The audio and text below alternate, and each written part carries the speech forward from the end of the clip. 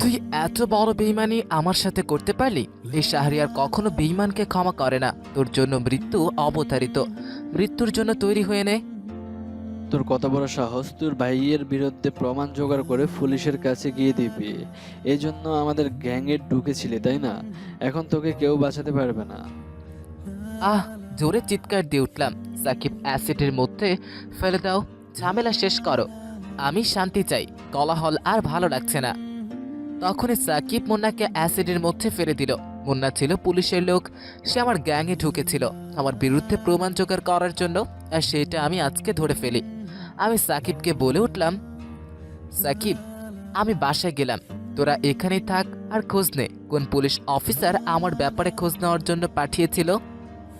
ঠিক আছে ভাই, আপনি চিন্তা করবেন না, আপনি বাসায় গিয়ে রেস্ট নেন, আমি খোঁজ নিচ্ছি খুব তাড়াতাড়ি এর পিছনে কে আছে। আমি বাসায় চলে আসলাম গাড়ি নিয়ে। তারপর বাসায় এসে ফ্রেশ হয়ে নিলাম। পুরো বাসায় আমি একাই থাকি, শুধু বুয়া এসে রান্না করে দিয়ে যায়, এছাড়া আর কেউই থাকে না। ও, আরও একজন থাকে, সেটা আমার প্রিয় বিড়াল, যেটাকে আমি সব সময় পাশে পাশে রাখি। আমি ফ্রেশ হয়ে খাবার খেয়ে নিলাম, তারপর ল্যাপটপে কাজ করতে লাগলাম। কিছুক্ষণ কাজ করে কফি বানিয়ে বারান্দায় এসে বসলাম। বারান্দায় চেয়ারে বসে বসে কফি খাচ্ছি আর বাইরে তাকিয়ে আছি। আসলে রাতের আকাশটা এত সুন্দর সেটা বলার মতো না। দিনের বেলায় কখনো রোদ, কখনো মেঘ, আবার কখনো ঘন কালো রঙের আনাগোনা, কিন্তু রাতের বেলায় সব কিছু অন্ধকার, ঠিক আমার লাইফের মতোই। আমার কখনো দিন আর কখন রাত সেটাই বুঝতে পারি না। মায়ের আদর পায়নি সেই ছোটবেলা থেকেই বখাটে ছেলেদের সঙ্গে মিশে হয়ে গেলাম একজন টপ মাফিয়া কিং। আমার মা কিভাবে মারা যায় সেটা জানতে পারি নাই এখনো। এসব কথা ভাবতে ভাবতে কখন যে চোখটা ঝাপসা হয়ে আসলো বুঝতেই পারলাম না। আমি চোখ মুছে রুমে এসে ঘুমিয়ে গেলাম। আর সকালবেলা ঘুম ভাঙলো কলের শব্দে। দেখে সাকিব কল দিয়েছে। আমি কলটা কেটে দিলাম, তারপর উঠে ফ্রেশ হয়ে নাস্তা করে নিলাম। ড্রাইভার গাড়ি চালিয়ে যাচ্ছে, আমি বসে আছি। একটু পর আমি গোডাউনে চলে আসলাম। তারপর নেমে ভিতরে সবাই আমাকে দাঁড়িয়ে সালাম দিল। আমি সালামের উত্তর নিয়ে চেয়ারে বসে পড়লাম। আর তখন সাকিব আমার কাছে এসে বলতে লাগলো, ভাই, এসবের পেছনে কমিশনার রফিকের হাত আছে। ওই রফিক সাহেব আমাদের টিমের সাথে ঢুকতে বলেছে। এখন কি রফিককে তুলে আনবো? আপনি শুধু আদেশ করেন ভাই। ও আচ্ছা, তাহলে এই কাহিনী। ঠিক আছে, তোদের কিছু করতে হবে না, আমি ওই রফিক সাহেবকে তুলে আনার ব্যবস্থা করতেছি, তোরা এখানেই থাক। ভাই, রফিক সাহেব কিন্তু আপনার বাবার বন্ধু, সেটা তো আপনার নিশ্চয় মনে আছে। ওনাকে কি করলে এবং আপনার বাবা যদি বাকিটা বলতে পারলাম না। থেমে গেলাম, তখনই ভাই বলতে লাগলো, আমার জীবনে কেউ নেই, আমি একা। ওই রফিক সাহেবকে এখনই এখানে নিয়ে আয়। ওনার সাথে আমার অনেক বোঝা পড়া আছে। পুলিশ হলো আমার চিরশত্রু, আজ পুলিশের জন্যই আমি এতটা খারাপ হয়েছি। ঠিক আছে ভাই, আমি এখনই যাচ্ছি। রনি, তুই আমার সাথে আয়। কত বড় সাহস ভাইয়ের বিরুদ্ধে কথা বলে! ভাই, এখানে নিয়ে আসবো নাকি অন্য কোথাও? এখানেই নিয়ে আয়, ওনার সাথে অনেক কথা বলার আছে। কথা বলতে তো সময় তো লাগবে, একটা নিরিবিলি জায়গা লাগবে না পাগল ছেলে? তারপর সাকিব, রনি কিছু লোক নিয়ে চলে গেল। আমি যেখানে বসে রইলাম, বসে বসে কফি খাচ্ছি আর বাকিদের সঙ্গে গল্প করছি। এভাবে বেশ কিছু সময় পার হলো। আর তখনই সাকিব, রনি আসলো। আর তখন কমিশনারকে নিয়ে আসলো, এসে আমার সামনে বসালো। আমি ওনাকে বললাম, আহ, তোরা তাকে কি করেছিস? এইভাবে কেউ স্যারকে মারে নাকি? স্যার, আপনার খুব ব্যথা লেগেছে তাই না? থাক, কিছুই মনে করবেন না, আমার সাথের লোকগুলো একটু পাগল টাইপের। শারিয়ার, তুমি কিন্তু ভুল করছো। তুমি জানো না আমি কি করতে পারি। তুমি একের পর এক অকাজ করে যাবে আর তোমাকে কেউ কিছু করতে পারবে না। এটা হতে পারে না। তোমাকে আইনের আওতায় এনে তোমাকে দৃষ্টান্তমূলক শাস্তি দেওয়া হবে। স্যার, আপনি ভুল করেছেন। আমি 1 মাসে কোনো ক্রাইম করিনি, হয়তো আমার হয়েও অন্য কেউ এসব করেছে। আপনারা খোঁজ নেন, আপনার যদি না পারেন তাহলে আমাকে বলেন, আমি খোঁজ নিচ্ছি। তবুও আমার পিছনে লাগবেন না। তার মানে তুমি বলতে চাচ্ছ তুমি পুলিশকে অনেক ভয় করো, তুমি পুলিশকে অনেক ভয় পাও, তাই তোমার পিছনে লাগতে না বলছো, তাই তো?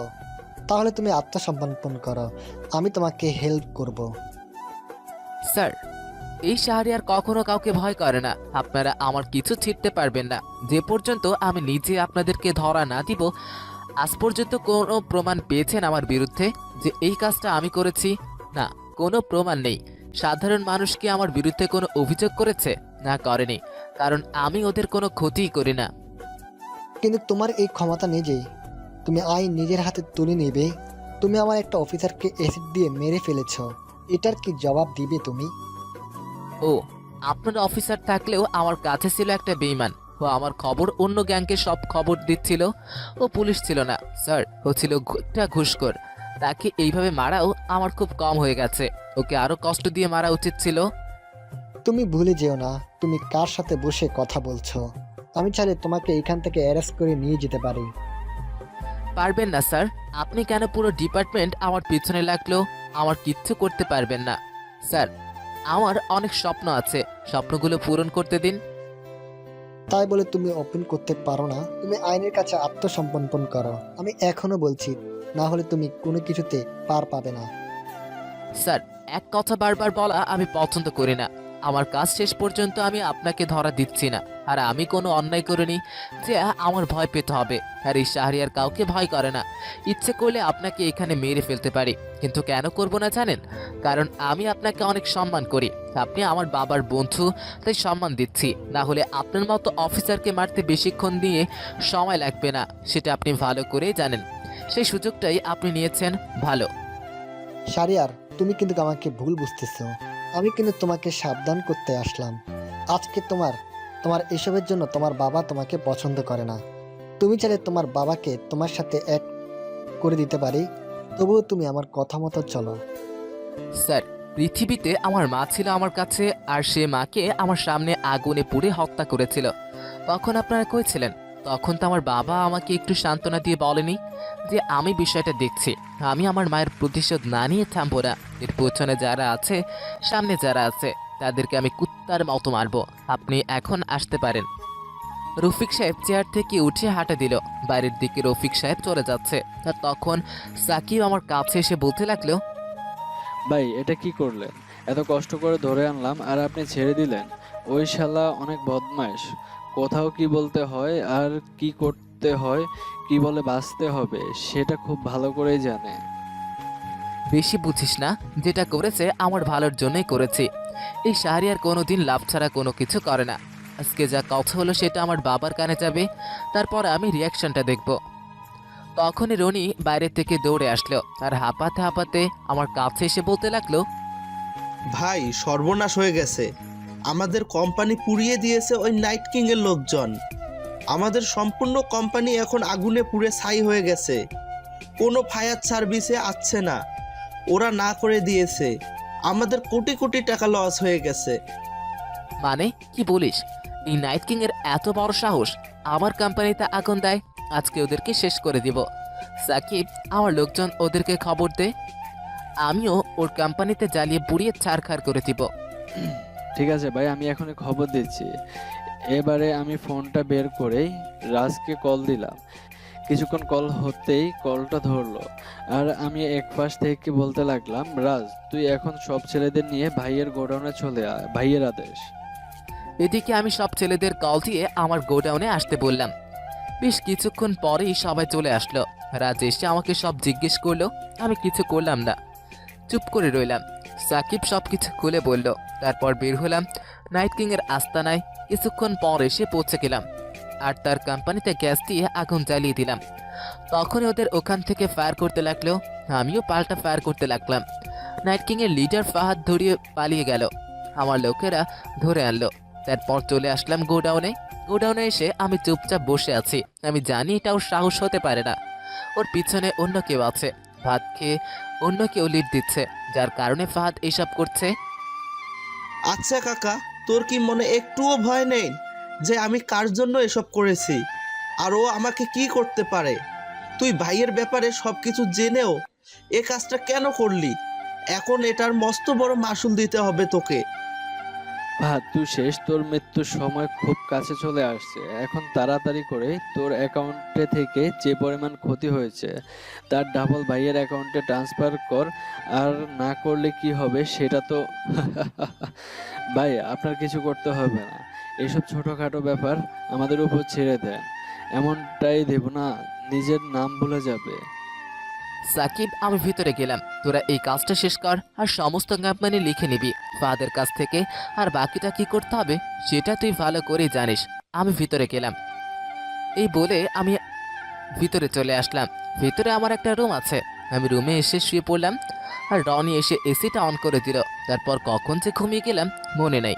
ওদিকে সাকিব, এই তো ভালো ছেলে, টাকা তো ট্রান্সফার করে দিলি, এখন কোম্পানিটা লিখে দে, না হলে তো কি করব, তোকে ওই যে দেখছিস অ্যাসিডের পুকুর, সেখানে তোকে গোসল করাবো, তুই একাই গোসল করবে মজা করে, ঠিক আছে? ফাহাদ আমাদের কাছে মাপ চাইতে লাগলো। আমাদের দলিলে সাইন করিয়ে দলিলটা রেখে দিলাম, আর তখনই লাথি দিয়ে অ্যাসিডের কুয়ায় ফেলে দিলাম। নিজের মতো করে চিৎকার দিয়েছে। মৃত্যু যন্ত্রণা শাহরিয়ার ভাই কখনো বেঈমানকে ক্ষমা করে না, আমরাও তাই শিখেছি ওনার কাছ থেকে। এদিকে আমি ঘুম থেকে উঠে দেখলাম সব শেষ। সাকিব আমাকে দলিলটা দিল আর আমাকে বলতে লাগলো, ভাই আপনার অ্যাকাউন্টে টাকা ট্রান্সফার করা হয়ে গেছে, ওর কাছে যা ছিল সব টাকা ট্রান্সফার করে দিয়েছে, আর এই যে দলিল কোম্পানিটা আপনার নামে লিখে দিয়েছে। ভাই আমরা জানতে পেরেছি যে এই কাজটা করার জন্য মন্ত্রী ফাহাদকে লিড দিয়েছিল, এখন কি করব ভাই? সন্ধ্যা হয়ে গেছে, আমি একটু বাইরে গেলাম, পরে তোকে জানাবো, এখন কিছু করতে হবে না, আমি আগে ভালো করে বুঝে নেই। এই বলে তাদেরকে বিদায় দিয়ে বাইরে চলে আসলাম। বাইরে এসে নিজের মতো করে বাইক চালিয়ে যাচ্ছি। নির্জন রাস্তা, পরিবেশটা বেশ ভালোই লাগছে। হঠাৎ কোথা থেকে একটা মেয়ে বোরখা পরা, হাতে মোজা পায়, মোজা আমার বাইকের সামনে চলে আসলো। আমি বাইকটা ইমার্জেন্সি ব্রেক করলাম, কিন্তু অবশেষে রক্ষাটা হলো না। মেয়েটার গায়ে হালকা করে লেগে গেল। মেয়েটা বাইকে ধাক্কা খেয়ে রাস্তায় পড়ে গেল। আমাকে বলতে লাগলো, এই যে মিস্টার, আপনি কি চোখে দেখেন না? বাইক চালালে মনে হয় বিমান চালান, তাই না? এখনই তো আর একটু হলে অনেক কিছু হতে পারতো, ফাজিল ছেলে। এই যে ম্যাডাম, আপনি কার সাথে কি কথা বলছেন জানেন? আর দোষটা কি আমার? আপনি এরকম বেখেয়ালি ভাবে রাস্তা দিয়ে দৌড়ে যাবেন আর অ্যাক্সিডেন্ট হলে বাইকারের দোষ, এটা কোন ধরনের ফাইজলামো? আপনাকে আমার কেন চিনতে হবে? আপনি কি আমার কোনো আত্মীয় হন যে আমার আপনাকে চিনতে হবে? কত ধাক্কা দিলেন, তারপর আবার এখন জোর দেখাচ্ছেন। আসলে আপনাদের এই একটা সমস্যা, মেয়েদের উপরে খুব জোর দেখাতে পারেন তো, অন্যদের বেলায় তো বিড়াল হয়ে থাকেন। আমার এই কথা শুনে রাগ উঠে গেল। আমি মাথা থেকে হেলমেটটা খুললাম আর চুলগুলো হাত দিয়ে পিছনে নিয়ে মেয়েটার দিকে তাকালাম। আর তখন মেয়েটা আমাকে ভয় ভয় বলতে লাগলো, আপনি সেই টেবিল কিং শাহরিয়ার রহমান? না না, সরি, আমি আসলে বুঝতে পারিনি, আমাকে মাফ করে দিবেন, তবু আমাকে মারবেন না। আমি ছাড়া আমার মায়ের কেউ নেই, আমি মারা গেলে আমার মা না খেতে পেরে মারা যাবে। প্লিজ একটু দয়া করুন, আমি কথা দিচ্ছি আর কখনো আপনার সামনে আসবো না। আরে আরে, এত ভয় পাচ্ছেন কেন? একটু আগেই তো আমাকে ঝাড়ি মারলেন আর এখন আবার ভয় পাচ্ছেন। সমস্যা নেই, আমি কিছু করব না, তাই এভাবে দৌড়াচ্ছিলেন কেন জানতে পারি?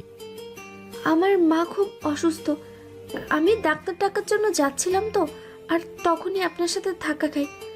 আচ্ছা, এখন আমি আসি, ডাক্তারের কাছে যেতে হবে। আরে শোনেন, আমি ডাক্তার ডাকছি, আপনার কষ্ট করে যেতে হবে না, যেহেতু আমার জন্যই আপনার এতটা দেরিতে হয়ে গেল। তারপর আমি ডাক্তারকে কল দিলাম আর একটু পরে ডাক্তার চলে আসলো। আমি মেয়েটার সাথে মেয়েটার বাসায় গেলাম। ডাক্তার নিয়ে এই মেয়েটাকে চিন্তিত দেখাচ্ছে, বেশ অনেকটাই ঘাবড়ে আছে। বাড়িটা ছোট, দোতলা বাসা। ভিতরে গিয়ে আমাদের বসতে দিল আর ডাক্তার চেক করতে লাগলো। আর মেয়েটা আমাকে চা বানিয়ে নিয়ে বলতে লাগলো, আসলে আপনাকে কিভাবে ধন্যবাদ দেব আমি ভাষা খুঁজে পাচ্ছি না। আজকে আপনার জন্য ডাক্তার পেয়েছি, আপনি না থাকলে অনেক কিছু হয়ে যেত।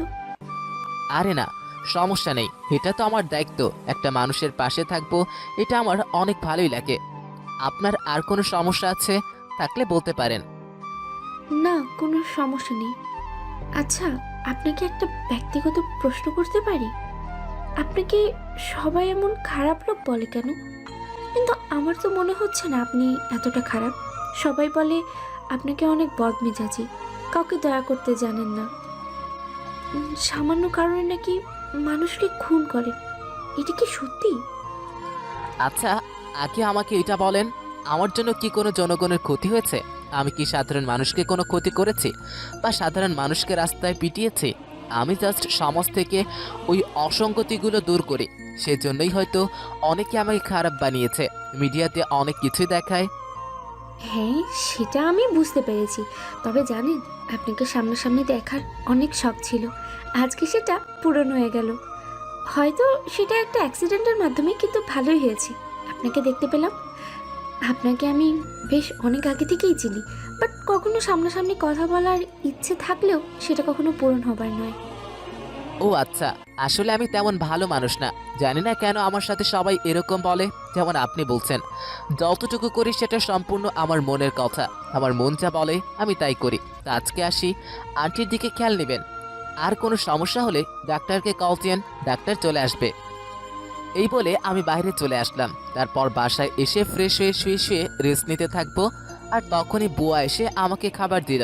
আমি খাবার খেয়ে আবারও শুয়ে শুয়ে চিন্তা করতে লাগলাম, আমার মায়ের খুনিকে কিভাবে বের করব। আমার বাবা কি সত্যি কি জানে? বাবা জানলেও আমাকে কেন বলবে না? তার মানে কি, তার কি কোনো অন্যায় ছিল? হয়তো ছিল। এসব চিন্তা করতে করতে কখন যে ঘুমিয়ে গেলাম মনে নাই।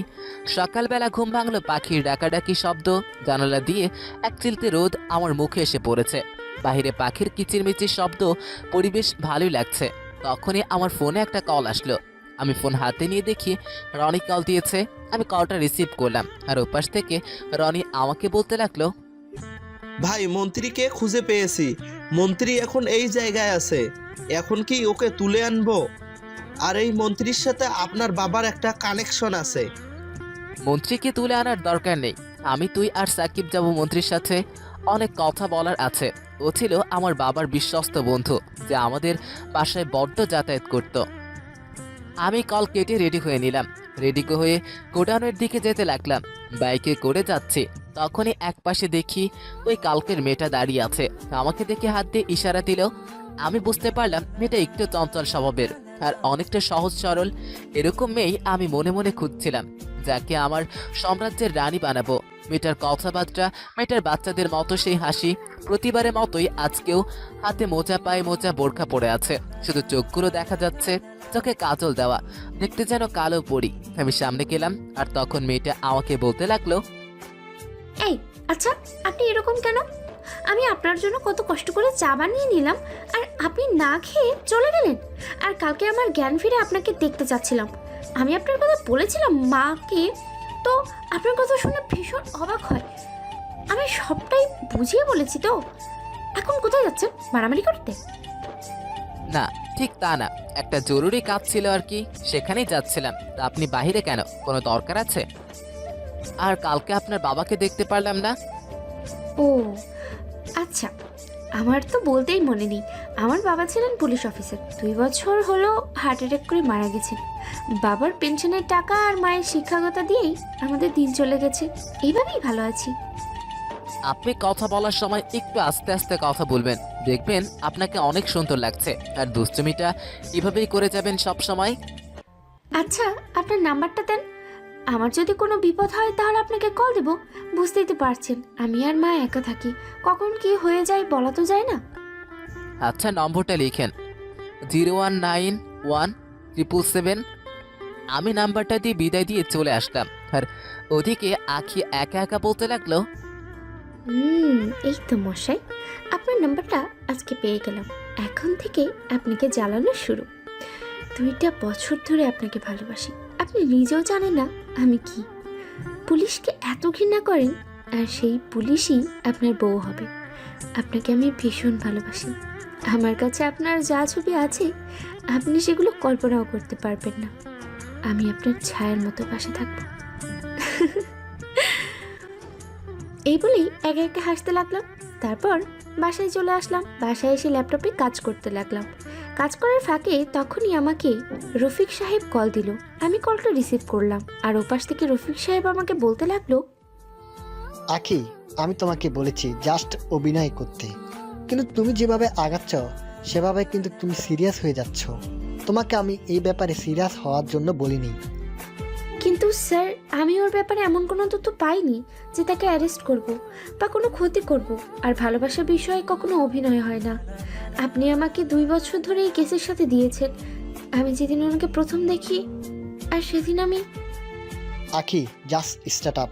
আমি তোমার থেকে এটা আশা করতে পারিনি। আমি তোমার কাছ থেকে ভালো কিছু আশা করছিলাম। একটা লোক একের পর এক অন্যায় করে যাচ্ছে আর তুমি একজন পুলিশ অফিসার হয়ে সেটা মেনে নিচ্ছ। স্যার, আমি আজকেই পুলিশের চাকরি থেকে রিজাইন করব। চাই না এইসব চাকরি। আপনি আমাকে আমার বাবার অনুরোধে চাকরি দিয়েছিলেন। আমি চাই না এইসব চাকরি যেখানে ভালো লোকদের জেলে পাঠানো হয় আর বড় বড় লোকদের সম্মান করা হয়। আমি ভুল, তুমি বলে যাচ্ছ আমি তোমার সিনিয়র অফিসার। একজন সিনিয়র অফিসারের সাথে কিভাবে কথা বলতে হয় সেটা হয়তো ভুলে গেছো। Control your self. স্যার, আমি আপনাকে রিজাইন লেটার পাঠিয়ে দেব, চিন্তা করবেন না। আর আমি এই কেস থেকে অব্যাহতি চাচ্ছি। আপনি অন্য কাউকে দিয়ে কাজটা করাতে পারেন, তবে স্যার একটা কথা, আমি থাকতে ওর কিছু হতে দেব না। আমার কিছু বলার নাই আখি, তুমি মস্ত বড় ভুল করছো। শারিয়ার কিন্তু ভালো ছেলে না, তুমি আমার কথাটা বুঝতে চেষ্টা করো আখি। আমি কিছু না বলেই কল কেটে দিলাম। অনেক রাগ হচ্ছে আমার শাহরিয়ারের উপর। মিথ্যা কথা বলা, ওর ওপরে এমন একটা কাহিনী আছে যেটার কারণে সে এরকম হয়েছে। আমাকে সেটা ওর কাছ থেকেই জানতে হবে। ওর ভিতরে অনেক কষ্ট, সেটা ওর চোখ দেখে আমি বুঝতে পারি। হয়তো বেশি ভালোবাসি তাই বুঝতে পারি। আমি রিজাইন লেটার লিখে পাঠিয়ে দিলাম স্যারের কাছে, তারপর শুয়ে পড়লাম আর শাহরিয়ার কথা চিন্তা করতে লাগলাম। এদিকে আমি গোডাউনে এসে সাকিব আর রনিকে নিয়ে গাড়ি করে মন্ত্রীর বাসায় যেতে লাগলাম। আর ড্রাইভার গাড়ি চালিয়ে যাচ্ছে। আর তখনই রনি আমাকে বলতে লাগলো, ভাই, মন্ত্রী কিন্তু আপনাকে মারার জন্য এসব করেছে। আমার কাছে খবর আছে ভাই, ডেভিল কিংকে ধ্বংস করার জন্য দেশের শীর্ষ নেতারা উদ্যোগ নিয়েছে। আমি সেটা জানি, আর এটাও জানি আমার বাবা আমার বিরুদ্ধে। আমার কোনো বাবার উপর রাগ নেই, উনি ওনার জায়গায় ঠিক আছেন আর আমি আমার জায়গায় ঠিক আছি। তবে টেনশন হচ্ছে এটাই যে ওরা সবাই মিলে না হয় বাবার কোনো ক্ষতি করে দেয়। ভাই, ক্ষতি করতে পারে, ওদেরকে তো বিশ্বাস নাই, তখন কিছু করার থাকবে না। তাই আগে থেকেই সবগুলোকে ফেলে দেই, কি বলেন ভাই? হ্যাঁ ভাই, আপনি শুধু আমাদের বলেন, 2 দিনের মধ্যে সবকিছু শেষ করে দেব। আপনি শুধু আমাদের আদেশ দেন ভাই, আপনার কিছু করতে হবে না। সাকিব, তুই এসব নিয়ে চিন্তা করিস না, আমি এই বিষয়টা দেখে নিচ্ছি। তুই মন্ত্রীকে কিভাবে কি করতে হবে সেটা আমার মাথায় একটা প্ল্যান আছে। এখন যেখানে যাচ্ছি সেখানের জন্য প্রস্তুত হয়ে নে। তারপর কথা বলতে বলতে চলে আসলাম মন্ত্রীর বাসার সামনে। আমি গাড়ি থেকে নেমে ভিতরে গেলাম। সিকিউরিটি গার্ড আমাকে দেখেই সালাম দিল। তারপর আমরা ভিতরে গিয়ে বসলাম। একটু পর মন্ত্রী নেমে আসলো আর আমার সামনে পা তুলে বসলো। আমি মাথা তুলে মন্ত্রীর দিকে তাকাতেই পা নামিয়ে বসলো। আর তখন আমি বলতে লাগলাম, আরে মন্ত্রী সাহেব, শুনলাম আপনি নাকি আমাকে খুব খুঁজে চলেছেন। এই তো আমি এখন আপনার সামনেই আছি, বলেন আপনার কি কথা। না আসলে শাহরিয়ার, তুমি যা শুনছো সবই মিথ্যা। তোমাকে ছাড়া আমি কোনো কাজ করছি বলো? আজকে মিডিয়ার লোকেরা যে কেন যে আমার পেছনে লেগেছে বুঝতেই পারছি না। তুমি এইসব নিয়ে ভেবো না। চাচা, আমার কোম্পানিতে ক্ষতি হয়ে গেছে আর সেটা উপরের কেউ নেই, সেটা আমাকে বিশ্বাস করতে বলছেন। এই ফাহাদ, কেন ফাহাদের বাপের কোনো সাহস ছিল না আমার কোম্পানির এলাকায় ঢুকতে, আর সেই ফাহাদ কোম্পানিতে আগুন লাগিয়ে দিয়েছে। তোমার এটার পিছনে কে কে আছে আমি সেটা খুঁজে বের করব এবং আমি দৃষ্টান্তমূলক শাস্তি দেব। তুমি কোনো চিন্তা করো না, এখন মাথা ঠান্ডা করো। আর তুমি তো ফাহাদকে সরিয়ে ফেলেছো, সেটা আমি জানি। আমাকে নিয়ে আপনার ভাবতে হবে না। আমি কি করুণা না করব সেটা একান্তই আমার ব্যক্তিগত বিষয়। আর আমি কেমন ছেলে সেটা আপনাকে আর নতুন করে বলে দিতে হবে না নিশ্চয়ই। এখন আমি কি বলি সেটা শুনুন। আমার 2 কোটি টাকা চাই এক্ষুনি। আসলে আমার কাছে সব টাকা নেই, তোমাকে পরে দিব, চিন্তা করো না। আর আমারও একটা কাজ আছে। আমার প্রতিদ্বন্দ্বী রিফাত পাখা গজিয়েছে, পাখা দুটো কেটে দিতে হবে। চাচা, আমি কিন্তু সোজা সাপটা মানুষ, আমি কোনো ঢাকা রাস্তায় হাঁটি না। আর আমাকে কি আপনি ভিখারি পেয়েছেন? আমি মুদি দোকানদার যে বাকি দিবেন। আমি কিং, টেফিল কিং। এই সাদ্দাম, কোথায় আছিস? এখনই 5 কোটি টাকা নিয়ে আয় আর শাহরিয়ারকে দে। একটু ওয়েট করো আর মাথা ঠান্ডা করো। আর কে আছিস, ঠান্ডা পানি নিয়ে আয়। মন্ত্রী সাহেব, আপনি সবসময় একটু পরে বুঝেন, আগে বুঝলে কতগুলো কথা বলতেই হতো না। আর এখন ইদানিং মিথ্যা বলা শিখেছেন ভালোই। তখনই সাদ্দাম একটা ব্যাগ নিয়ে আসলো। তারপর ব্যাগটা সাকিবের কাছে দিল। আমি মুচকি হাসি দিলাম। আর তখন মন্ত্রী আমাকে বলতে লাগলো, শাহরিয়ার, তুমি কি আমাকে রীতিমতো থ্রেট দিচ্ছ? তুমি কি নিজেকে অনেক বড় মনে করো? আর আমি কি তোমার কাছে কোনো কিছুই না? এটা ভুলে যেও না, আমি কিন্তু মন্ত্রী। আমার কথায় কেউ কষ্ট পেলো না হাসলো সেদিকে আমার কোনো মাথা ব্যথা নেই। আমার মাথা ব্যথা হচ্ছে আমি যেটা চাই সেটা আমাকে দিতেই হবে। মন্ত্রী সাহেব, আপনি কিন্তু আমাকে একদিন 2 টাকার মাস্তান বলেছিলেন, মনে আছে? আজ সেই আপনি আমার কাছে এই বলে উঠে চলে আসলাম। মন্ত্রী সাহেব মাথা নিচু করে ফেললো। আমি গাড়িতে উঠে সোজা গোডাউনে চলে আসলাম। গোডাউনে এসে বসে পড়লাম আর সবাই আমার সামনে দাঁড়িয়ে আছে। আর তখন আমি সাকিবকে বললাম, সাকিব, সবাইকে 50,000 টাকা করে দিয়ে দে আর বাকি টাকা আমার অ্যাকাউন্টে জমা করে দিস। আর তুই একটু সাবধানে থাকিস, আমার কথা ছাড়া কোনো অ্যাকশনে যাবি না, বুঝতে পারলি? ভাই, এই সমাজে কিভাবে টিকে থাকতে হবে সেটা আপনাকে না দেখলে আসলে বুঝতে পারতাম না। আপনি সত্যি একজন কিং। আপনাকে নিয়ে সাধারণ মানুষ স্বপ্ন দেখে। শোন, বড়লোক বাপের ছেলে হয়েও 3 দিন না খেয়েছিলাম। সেদিন বুঝেছি টাকা ছাড়া কাউকে কেউ দাম দেয় না, আর সেই থেকে আমি হয়ে গেলাম মাফিয়া। ভাই, আপনার জীবনে কি এমন ঘটেছে যার জন্য আপনি সবকিছু দিয়েই এই রাস্তায় আপনার তো মা বাবা টাকা পয়সা সবকিছু ছিল, তাহলে কেন এই পথে আসলেন? অন্য একদিন বলবো, এখন ভালো লাগছে না আর খিদে পেয়েছে। কিছু নিয়ে আয় তো আমার জন্য, আর তোরাও খাবার খেয়ে নে, অনেক বেলা হলো। তারপর সবাই মিলে একসাথে বসে খাবার খেয়ে নিলাম। খাবার খেয়ে আমি বের হয়ে চলে আসলাম। দুপুর হয়ে গেছে, একটু পর আজান দিবে। আমি বাইক চালিয়ে যাচ্ছি আখিদের বাসার সামনে দিয়ে। তখনই দেখি ওই মেয়েটা গেটের সামনে দাঁড়িয়ে আছে আর আমাকে দেখে দাঁড়াতে বলল। আর আমি সামনে গিয়ে দাঁড়ালাম। আর তখন আখি বলল, কি ব্যাপার? আমার নাম যে আখি, সেটা আপনি জানেন না? কল দিলাম, কল ধরলেন না কেন আপনি? আমি নাম দিয়ে পর্যন্ত সেভ করে দিলাম নাম্বারটা, তবুও ধরলেন না। আসলে আমি ব্যস্ত ছিলাম তো, তাই আর কি। তাই ফোন দিয়েছেন কেন? কোনো সমস্যা হয়েছে কি? আপনার সমস্যা হলে বলতে পারেন আমাকে। আজকে বিকেলে ঠিক তাই পার্কে এই জায়গায় আমি বসে থাকবো, আপনি আসবেন, ঠিক আছে? এখন গিয়ে নামাজ আদায় করবেন, এর কোনো ব্যতিক্রম করবেন না। আচ্ছা, সব কথাই শুনলাম, কিন্তু আমার মতো আর আপনার মতো এত সময় নাই যে পার্কে গিয়ে আড্ডা দিব। আমি আর আপনার সাথে পার্কে যাব কেন, এটাই তো বুঝতে পারছি না আমি। আচ্ছা, আপনাকে কি ছোটবেলায় জন্মের সময় আন্টি মধু দেয় নাই মুখে? একটু মিষ্টি করে কথা বলতে পারেন না আপনি? উফ! এই যে, আমার যা ইচ্ছা তাই করব। এখন সাইড দিন, আমার যেতে হবে। আর আপনি এই রোদের মধ্যে বাইরে কেন আসলেন? বাসায় যান, আন্টি হয়তো একা আছে। আচ্ছা, আপনার কি মনে হচ্ছে না আপনি একটু বেশি বেশি কথা বলছেন? আমি যেটা বলছি এখন গিয়ে এটা করবেন, আর বিকেলে যেন সঠিক টাইমে এই জায়গায় পাই। না পেলে আপনাকে যে আমি কি করব সেটা জানি না। Tata, bye. এই বলেই আমি চলে আসলাম। আমি একা একাই হাসছি, এত শক্ত মানুষটাকে আমি কথা শুনিয়ে আসলাম। আমি সোজা বাসায় চলে আসলাম। বাসায় এসে আমার রুমে গিয়ে শুয়ে শুয়ে বালিশে মুখ কুচে একা একাই হাসতে লাগলাম। এদিকে আমি বাসায় চলে আসলাম। আমি মেয়েটার কথা শুনে থ হয়ে আছি। এই নিয়ে আমাকে কি পেয়েছে? আমাকে উল্টো কথা শুনিয়ে দেয়। এমন মেয়ে আমি আজ পর্যন্ত দেখেছি। তবে মেয়েটা কিন্তু খারাপ বলনি। আমি গিয়ে গোসল করে মসজিদে আসলাম আর নামাজ আদায় করে নিলাম আর অনেকের সাথে কথা বললাম। বেশ ভালোই লাগলো। তারপর বাসায় এসে খাবার খেয়ে শুয়ে পড়লাম। শুয়ে শুয়ে ফোন টিপছি আর তখনই আমার ফোনে কল আসলো আখির নাম্বার থেকে। আমি কলটা রিসিভ করলাম আর উপাস থেকে আখি আমাকে বলতে লাগলো, আমি জানি আপনি আমার কথা ঠিকই শুনছেন, তাই না? আচ্ছা ভালো, এখন কাজের কথায় আসি। আপনি এখন শুয়ে শুয়ে রেস্ট নেন আর সঠিক টাইমে চলে আসবেন, ঠিক আছে? আচ্ছা, আপনার কি একটুও ভয় হচ্ছে না? আমার মতো একটা লোকের সাথে আপনি যে এসব করতেছেন, আপনার কি একটুও ভয় হচ্ছে না? আর আমার কাজ আছে, আমি আসতে পারবো না। আপনি যদি আমার কথায় না আসেন তাহলে আমি আপনার বাসায় চলে আসব। তখন আপনি সবাইকে কি বলে বোঝাবেন সেটা জানি না। আচ্ছা ঠিক আছে, আসবো। তবুও বাসায় আসার দরকার নেই আর আমাকে ব্ল্যাকমেল করার কোনো প্রয়োজন নেই। আমি ব্ল্যাকমেলকে হেট করি, ওকে? সেটা তো জানি বস।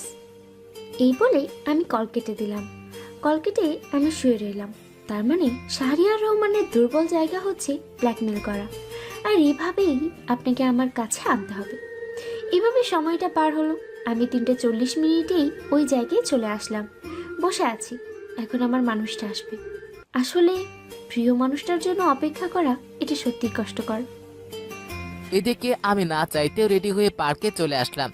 বাইকে করে পার্কের দিকে যাচ্ছি, তখনই এই রাস্তার এক পথশিশু আমার কাছে আসলো। আমি যে আমি আটকে আছি তখন আমাকে বলল ফুল নেবেন। আমি 3 দিন ধরে কিছুই খাইনি। ছেলেটার কথা শুনে খুব মায়া লেগে গেল।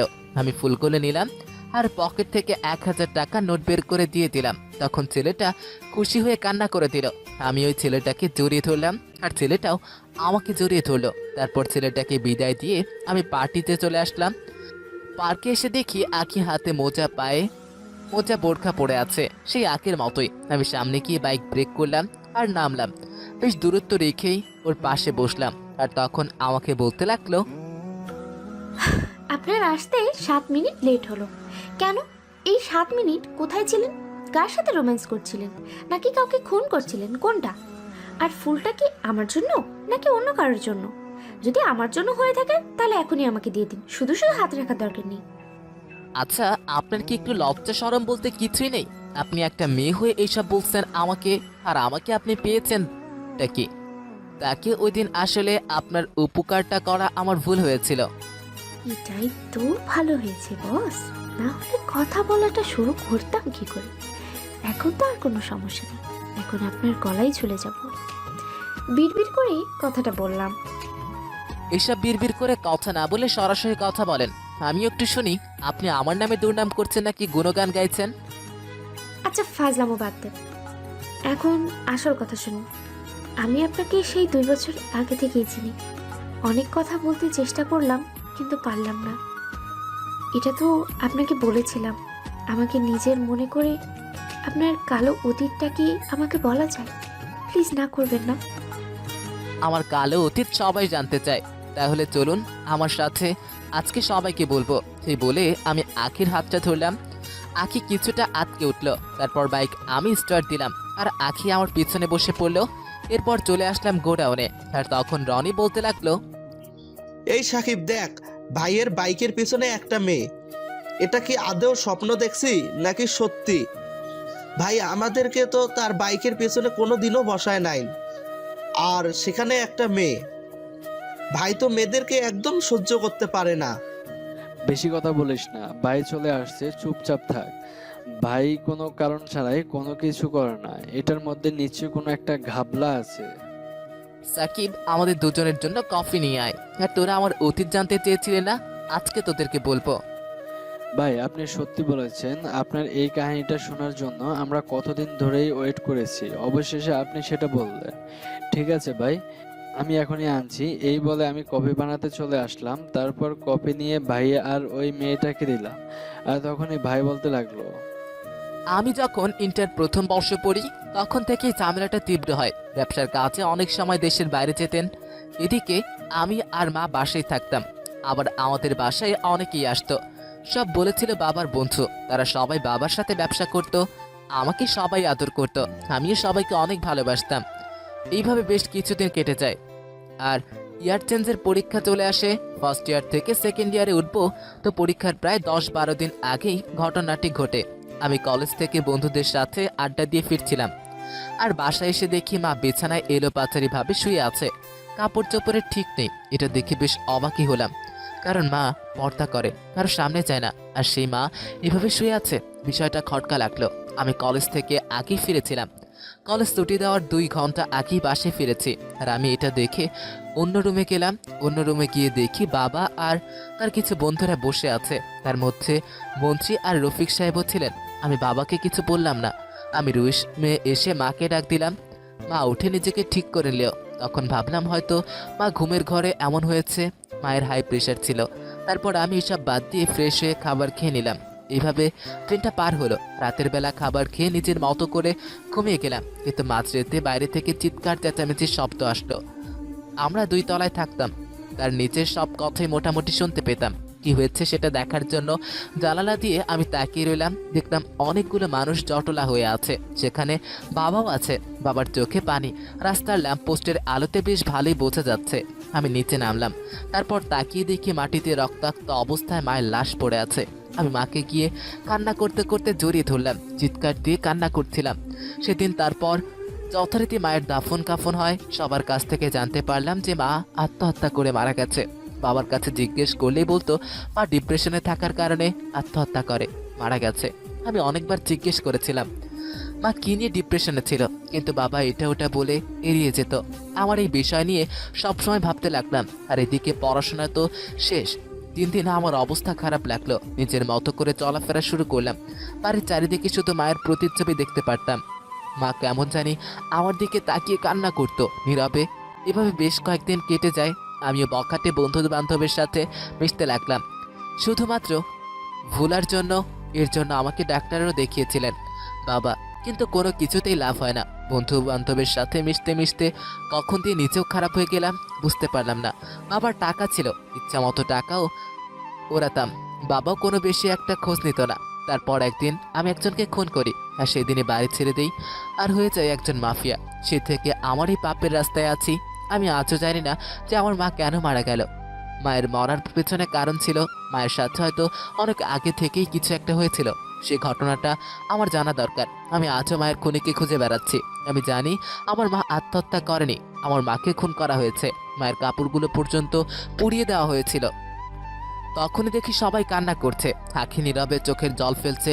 আর তখন সাকিব আমাকে বলতে লাগলো, ভাই সেই দিন মন্ত্রী আপনাদের বাসায় ছিল, আপনার বাবার সাথে আড্ডাও দিয়েছিল, তো আপনি তবুও মন্ত্রীর সাথে হাত মিলিয়েছিলেন বা এখনো মন্ত্রীর সাথেই আছেন, এটা বুঝতে পারলাম না।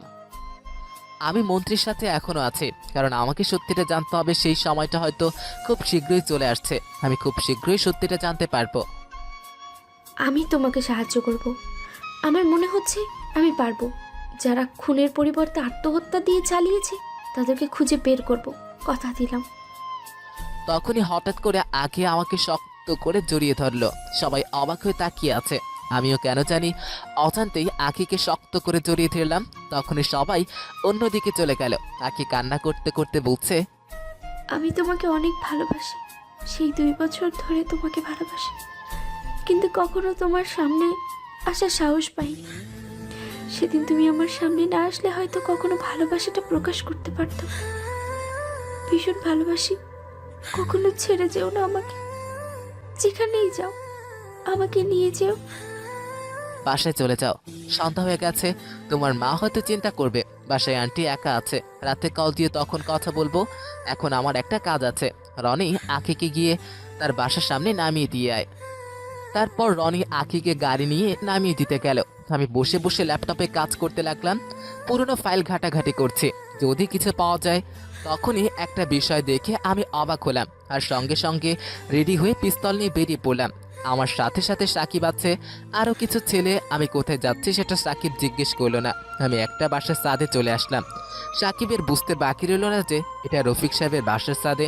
তখনই রফিক সাহেব আসলো, আর আমাকে ছাদে দেখে রফিক সাহেব বলতে লাগলো, তুমি আমার কথা ছাড়া আমার বাসার ছাদে কেন আসলে? তুমি জানো আমাকে এটার জন্য প্রশাসন কত চাপ দিতে পারে?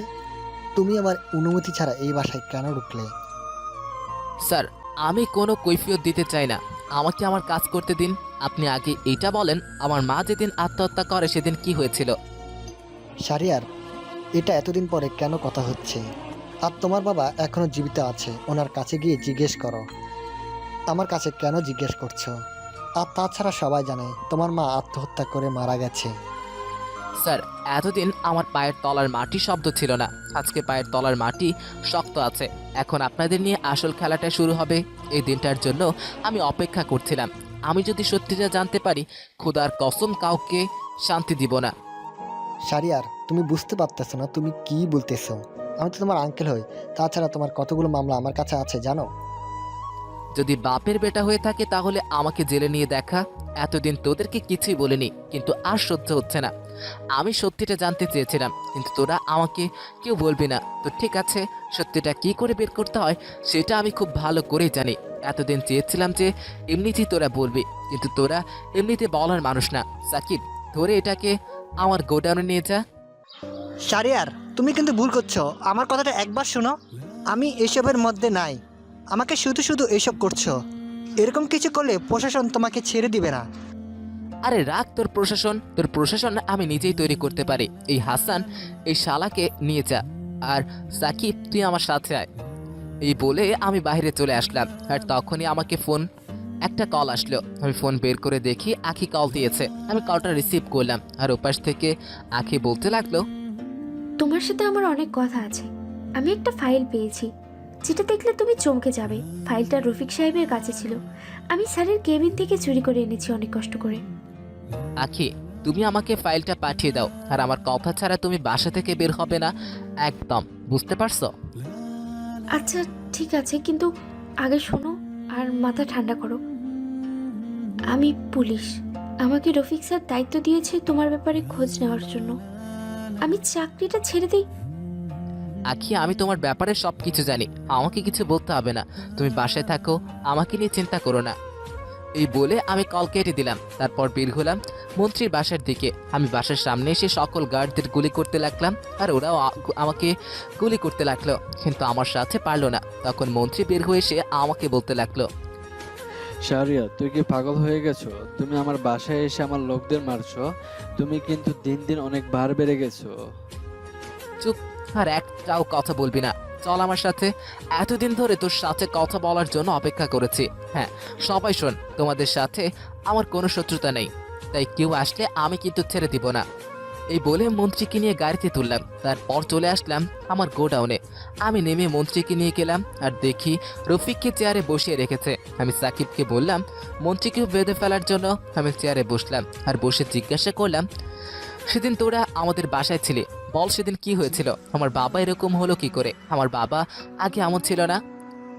আমি তোমার বাবার বন্ধু ছিলাম, এটা ঠিক, কিন্তু আমি ওনার ব্যাপারে এত কিছু জানি না। তুমি ওনাকে গিয়ে জিজ্ঞেস করো আমাদের কেন এখানে আনছো। আমার মায়ের খুনের সাথে যাদের হাত আছে সবাইকে আমি মারবো, এমনকি আমার বাবা যদি কিছু করে থাকে তাকেও। তোরা সব কিছু জানিস, কিন্তু আমাকে বলবি না। ওয়েট, বলার ব্যবস্থা করছি আমি। আমি গিয়ে মুখের ভিতরে কাগজ দিলাম আর হাতের আঙ্গুল প্লাস দিয়ে কেটে তুললাম। তখন দুজন মুরগি কাটার মতো চিৎকার করছে, আর আমি কারেন্টের শক দিতে লাগলাম। আর রনিকে বললাম আঙ্গুলটা ব্যান্ডেজ করে দিতে। তারপর রনি ব্যান্ডেজ করে দিল, আর আমি আবারও জিজ্ঞেস করলাম, তোরা এটা মনে করিস না যে তোদেরকে প্রশাসন উদ্ধার করতে আসবে, যে আমার পথের কাটা হয়ে দাঁড়াবে, তাকে আমি শেষ করে দিব? তখনই হঠাৎ পিছন থেকে আমাকে কে যেন মাথায় আঘাত করলো। আমি মাথায় হাত দিয়ে পিছনে ফিরে দেখি এটা আর কেউই নাই, এটা হচ্ছে সাকিব। সাকিব আমাকে আরেকটা মাথায় আঘাত করলো, আর আমাকে বলতে লাগলো, সরি ভাই, আমি আপনার মনটা রাখতে পারবো না। আমি চাই এই গ্যাংয়ের কিং হতে, তাই আপনাকে না মারলে আমি কখনোই কিং হতে পারবো না। তখনই রনি আমাকে দূর থেকে গুলি করে, একের পর এক গুলি করে। আমি মাটিতে পড়ে গেলাম। আর তখন মন্ত্রী আর রফিক হাসতে লাগলো, আর আমাকে বলতে লাগলো, তোকে মারার জন্য আমরা কত প্ল্যান তোকে আমরা তুলেছিলাম, আবার আমরাই তোকে এখন ফেলে দিয়েছি। তুই আমাকে ধরে নিয়ে আসিস আর আমার উপর কথা বলিস। তোর না এত জানার ইচ্ছে? তাহলে এখন শোন, মরার আগে অন্তত সত্যিটা শুনে যা। আমি আর রফিক ছিলাম তোর বাবার বিশ্বস্ত বন্ধু। আমি তোর মাকে অনেক ভালোবাসতাম, অনেক আগ থেকেই। আর ওই দিন তোর বাবা দ্বিতীয় বিয়ে করেছিল। আমি আর রফিক সেই সুযোগটাই নেই, বলেছিলাম যে আমাদেরকে আমাদের কাজ করতে না দিলেই তার সব কিছু ফাঁস হয়ে যাবে। তোর বাবাও আমাদের কথায় বলে ফাটা হয়। তোর বাবা নীরবে এখনো কান্না করে। সেই দিন তোর মা অপমান আর নিজের ইজ্জত হারানোর বেদনা সহ্য করতে না পেরে মারা যায়। আর তখন আমরা দুজন তোর বাবাকে বলি সত্যটা সামনে আসলে তোর বাবা সবকিছু ফাঁস করে দিব, আর তোর বাবাকেও মেরে ফেলবো। এই হচ্ছে মূল কাহিনী। এবার আল্লাহ আল্লাহ করে উপরে চলে যা। আমি আর কথা বলতে পারলাম না। সবকিছু কেমন যেন নিস্তব্ধ হয়ে গেল, চোখ বন্ধ হয়ে গেল। ওদিকে রফিক বলতে লাগলো, সাকিব, তুই লাশটা কোনো এক নির্জন জায়গায় ফেলে আয়, যেন কেউ দেখতে না পারে। বুঝতে পেরেছিস? এক্ষুনি যা। তারপর আমি গিয়ে লাশটাকে নিয়ে একটা নির্জন জায়গায় ফেলে আসলাম। এখন থেকে আমি ওদের সবার লিডার, সবাই আমাকে ডেভিল কিং বলবে। আমি গিয়ে ওদের সাথে কথা বলতে লাগলাম। আমি অনেকবার কল করেই যাচ্ছি, কিন্তু ফোনটা ধরছে না। খুব চিন্তা হতে লাগলো শাহরিয়ারের। কিছু হয়ে যায়নি তো? আমার কিছু হলে আমি বাঁচতে পারবো না। তারপর আমি ভাবলাম ওর নাম্বারটা ট্রাই করে দেখি ও কোথায় আছে। আমি ওর নাম্বারটা ট্র্যাক করলাম, আর নাম্বারটা ট্র্যাক করে এই জায়গাটা দেখে বেশ অবাক হলাম, কারণ জায়গাটা ছিল নির্জন। আমি তাড়াতাড়ি করে গাড়ি নিয়ে সেখানে গেলাম। আমি খুঁজেই চলেছি একটা জঙ্গল। হঠাৎ দেখি শাহরিয়ারের নিথর দেহটা মাটিতে পড়ে আছে। আমি দৌড়ে গিয়ে শাহরিয়ারকে জড়িয়ে ধরলাম, কান্না করছি। আর তখনই দেখলাম ওর গুলি লেগেছে। আমি চিৎকার করে লোকজনকে ডাকতে লাগলাম, কিন্তু কেউ আসে না। তারপর আমি নিজেই কষ্ট করে শাহরিয়ারকে গাড়িতে তুললাম। তারপর হাসপাতালে চলে আসলাম। হাসপাতালে এসে ডাক্তারকে ডাকতে লাগলাম। ডাক্তার বেরিয়ে এসে শাহরিয়ারকে দেখলো আর দেখে বলল তাড়াতাড়ি অপারেশন থিয়েটারে নিয়ে যেতে। তারপর নার্স এসে শাহরিয়ারকে অপারেশন থিয়েটারে নিয়ে গেল। আমি বাইরে বসেই কান্না করছি আর আল্লাহর কাছে দোয়া করছি শাহরিয়ারকে যেন আমার কাছে রেখে যায়। এভাবেই সময়টা পার হয়। 2 ঘন্টা পর ডাক্তার বেরিয়ে এলো আর বলল অপারেশন সাকসেসফুল। 24 ঘন্টার মধ্যে জ্ঞান না ফিরলে কিছু করার নেই। এটা শুনে আমি ফ্লোরে বসে পড়লাম। তাকে ছাড়া আমি কিভাবে ভালো থাকবো? আমি দৌড়ে ওর কেবিনে গেলাম। আমি ওর কাছে গিয়ে বুকে জড়িয়ে ধরে কান্না করতে লাগলাম। কান্না করতে করতে কখন যে ঘুমিয়ে গেলাম মনে নেই। যখন ঘুম ভাঙলো তখন দেখি শাহরিয়ার আমার মাথায় হাত বুলিয়ে দিচ্ছে। আমাকে উঠতে দেখে ও আমাকে বলতে লাগলো, কি ব্যাপার, আমার জন্য এত কান্না করা লাগে? আপনারা দেখেন তো নিজের অবস্থা কি করেছেন। আপনার ভালোবাসার আমাকে যেতে দেয়নি, আপনার ভালোবাসা আবার আপনার কাছে ফিরে নিয়ে এসেছে। আপনাকে ছেড়ে দিয়ে যেতে দিব না।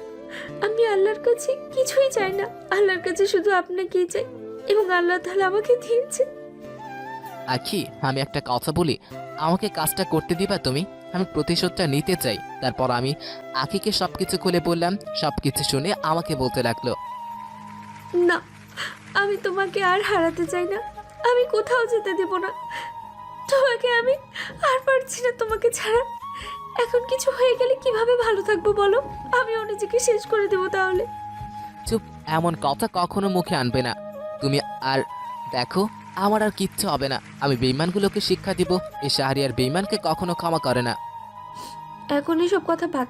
ডাক্তার বলেছে 15 দিন রেস্ট নিতে আর 15 দিন এই হাসপাতালে থাকবে। এর আগে ছুটি চাইবে না, বুঝতে পারছো? আর এখন খাবার খাবা, তারপর ওষুধ খাবা। আমি আর কোনো কথা বললাম না, জানি কোনো কথা বললেও কাজ হবে না। আখি গিয়ে স্যুপ আনলো, তারপর আমাকে খাইয়ে দিতে লাগলো। আমি খেতে লাগলাম আর খেয়ে ওষুধ খেয়ে নিলাম। তারপর আখি আমার বুকে শুয়ে পড়লো। আখি শুয়ে শুয়ে হাত দিয়ে আমার বুকে খোঁচা দিচ্ছে। আমি বলে উঠলাম, কি ব্যাপার, আপনি তো অনেক রোমান্টিক মোডে আছেন। তো ম্যাম, রোমান্টিক মোডে থাকলেও লাভ নেই, আমি এখন কিচ্ছু পারবো না। তো তোমার মুখে তো কিছুই আটকায় না। চুপ কর, আমাকে একটু ঘুমাতে দাও।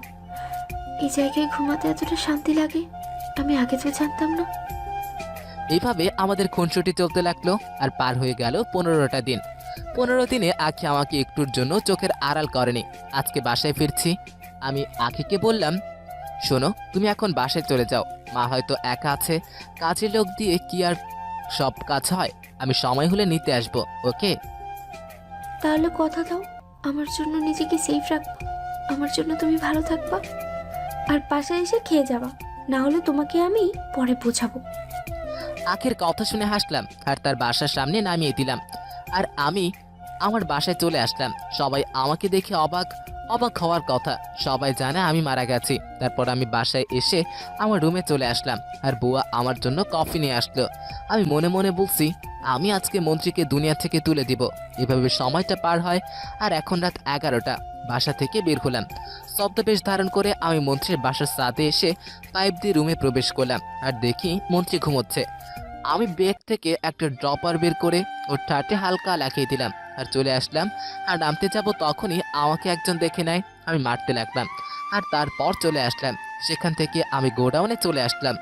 তারপর সাকিবকে দেখে আমার চেয়ারে বসে ঝিমাচ্ছে। আমি গিয়ে মারতে লাগলাম আর তখন সবাই জেগে যায় আর আমি সবাইকে বললাম, তোরা খুব ভালো করেই জানিস আমার খবর, আমাকে আমার কাজ করতে দে, তাহলে একটাও এখানে বেঁচে থাকবে না। আর সাকিব, তুই আমার সাথে বেইমানি করলি। ভাই ভাই, আমাকে মাফ করে দিন। আমি আসলে বুঝতে পারিনি ওরা আমাকে টাকা দিয়েছিল, তাই আমি এই কাজটা করে ফেলি। চলেন আমরা আবার আগের মতো হয়ে যাই। সেদিন পিছন থেকে মাথা মেরেছিলি, যতটা না আঘাত পেয়েছি তার চেয়ে বেশি আঘাত পেয়েছি তোর কথা ভেবে। আমি তোকে রাস্তা থেকে কুড়িয়ে এনে মুখে খাবার তুলে দিয়েছি, আর সেই তুই কিনা। আর রনিও তো আমার অনেক কাছের ছিল, সেও আমার গেম খেলতে পারলো। তখনই আমার ফোনে একটা কল আসে। আমি ফোন বের করে দেখি আখি কল দিয়েছে। আমি কলটা রিসিভ করলাম আর ওপাশ থেকে আখি আমাকে বলতে লাগলো, তাড়াতাড়ি টিভি অন করো, বাবা নাকি একটু আগে আত্মহত্যা করেছে, মারা গেছে, আর সবকিছু তোমাকে লিখে দিয়ে গেছে। আরও একটা চিরকুট। আমি এই কথা শুনে কল কেটে দিলাম আর টিভিটা অন করলাম। আর যেটা দেখছি সব মিলে গেল। আখির সাথে পারলাম না বাবাকে বাঁচানোর জন্য। বাবা মা দুজনে মারা গেল শুধুমাত্র এই সমাজের কিছু মানুষের জন্য। আমি তখনই সাকিবকে মারতে লাগলাম, আর এক সময় পকেট থেকে ছুরি বের করে তার পেটে ঢুকিয়ে দিলাম। আর তখন রনি আসলো, আমি রনির বুকে ছুঁড়ে ছুঁড়ে মারলাম, আর রনি মাটিতে পড়ে গেল। আর আমি পিস্তলটা নিয়ে মাথায় গুলি করলাম আর 2টা অ্যাসিডের মধ্যে ফেলে দিলাম। তখন সবাই ভয়ে কাঁপছে। আমি বাইরে বের হয়ে দরজা বন্ধ করে আগুন জ্বালিয়ে দিলাম, কারণ সবাই আমার সাথে বেইমানি করেছে। এখন শুধু রফিক বাকি আছে। আমি বাসায় চলে আসলাম, আর বাসায় এসে ফ্রেশ হয়ে বাবার কাছে যেতে লাগলাম। আর তারপর বাবার কাছে এসে কান্না করতে করতে বাবাকে জড়িয়ে ধরলাম। পরদিন সকাল 10টায় জানাজা হলো, তারপর দাফন দিয়ে বাসায় আসলাম। কতদিন পর আজ সেই বাসায় আসলাম। কত স্মৃতি জড়িয়ে আছে এই বাসায়, প্রতিটি জায়গায় মায়ের হাতের ছোঁয়া। আর তখন দেখি রফিক আসছে। আমাকে দেখে রফিক ঘাবড়ে গেল। মূলত আসছে হয়তো বাবার কথা শুনে সেখানে আমাকে দেখতে পাবে, এটা হয়তো আশা করেনি। আমি শারিয়ারকে দেখে তাকিয়ে অবাক হয়ে আছি। তার মানে শারিয়ার মরে নাই। এখন কি করব কিছু বুঝতে পারতেছি না। তখন শারিয়ার আমার কাছে আসলো আর এসে বলতে লাগলো, আরে কাকা যে, চলেন, বাবার শেষ ইচ্ছা ছিল আমি যেন আপনাদেরকে নিয়ে চলি। চলেন ভিতরে গিয়ে বসি। বাসাটা ফাঁকা ফাঁকা হয়ে গেল, আমি এতিম হয়ে গেলাম। তারপর রফিক আমার সাথে ভিতরে এসে বসলো। উনি ছাড়াও অনেকে আছে, আমাকে সান্ত্বনা দিচ্ছে। তখন রহিম চাচাকে বললাম, চাচা তুমি সেই ছোটবেলা থেকে আমাকে লালন পালন করে আসছো, সবকিছু দেখেও না দেখার ভান করে থাকো। তোমার মতো মানুষ হয় না। সবার জন্য আজকে স্পেশাল কফি নিয়ে এসো। বাবা বলতেন কেউ বাসায় আসলে না খেয়ে ছাড়বি না। রহিম চাচা বুঝে গেল আমি সবার সাথে বসে কথা বলছি, আমার ভিতরে প্রতিশোধের আগুন জ্বলছে। তখন রফিক সাহেব বলতে লাগলো, কাল রাতে মন্ত্রী বিষ খেয়ে মারা গেল, আজ রাতে তোমার বাবা মারা গেল, একে একে সব বন্ধুদের হারিয়ে ফেললাম আমি। আরে কাকা, এটা ভুলে গেলে নাকি কালকে গোডাউনে আগুন লেগেছে, ধারণা করা হয়েছে সেখানে সবাই মারা গেছে, কিন্তু তুমি এভাবে ঘামছো কেন? এসে চলছে তবুও ঘামছো।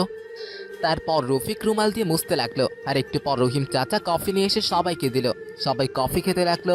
তারপর একে একে সবাই চলে গেল, আর রফিক যেতে লাগলো।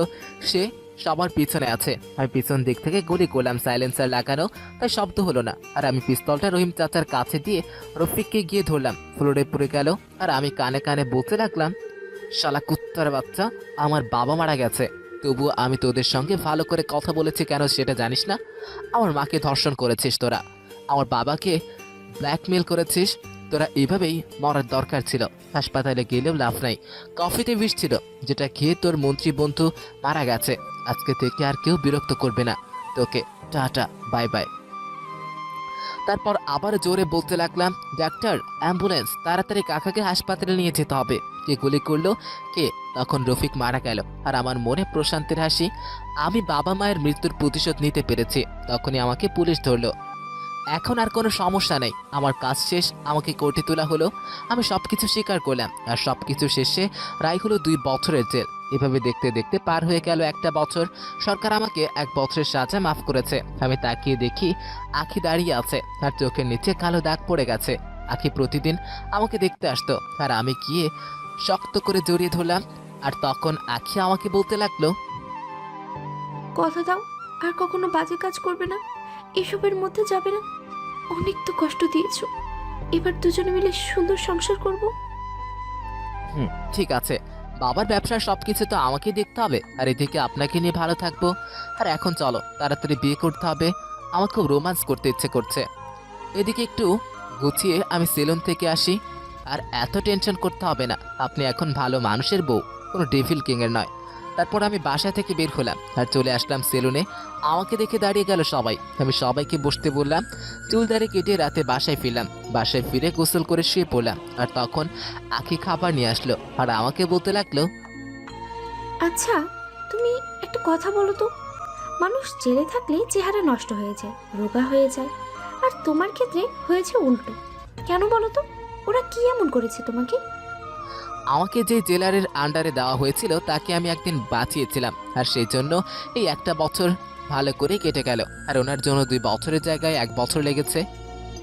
মানুষকে খুন করতে আবার মুখ দিয়ে হাসি বেরোচ্ছে, তাই না? সাধারণত তোমাকে ভালো বলবে, ওরা তো আর তোমার বউ না, তাই না? ওদের সবসময় পাশে ছিলে তাই বিশ্বাস করে, কিন্তু আমি করি। আমি আখিকে কোমরে টান দিয়ে আমার কাছে নিয়ে আসলাম, 2 হাতে কোমর জড়িয়ে ওর ঠোঁটের কাছে গিয়ে বললাম, বিশ্বাস না করলে আমার জন্য এত কিছু করতেন না, ভালোবাসেন কিন্তু স্বীকার করবেন না। আচ্ছা ঠিক আছে, আজকে রাতে আপনাকে মা হওয়ার উপায় বলে দিব। দেখেন, এটা কিন্তু ভালো হচ্ছে না। আমি কিন্তু পুলিশ, সোজা আবার থানায় নিয়ে যাব, আর ট্রেনিংয়ে যা শিখিয়েছে সবগুলো আপনার উপর প্রয়োগ করব। ওহ তাই, তাহলে আপনার হাত এমন করে কাঁপছে কেন? জোরে এমন কাঁপছে কেন? বাটপারে না করে খাবার দাও, ক্ষুধা পাইছে, রোমান্স করার দেরি হচ্ছে। আমি রোম্যান্স করতে দেব না আপনাকে, আমি অন্য রুমে গিয়ে শুয়ে থাকবো। আমি আপনাকে চিনি না, এটা শেষ কথা। ঠিক আছে, লাগবে না। শাশুড়ি মাকে আমি আমাদের সাথে থাকার জন্য নিয়ে আসছি, উনি হয়তো পাশের রুমে আছেন। যাই কি বলি, মা আপনার মেয়ে রোমান্স করতে দিচ্ছে না, পরে উনি কি বলবে শুনবো।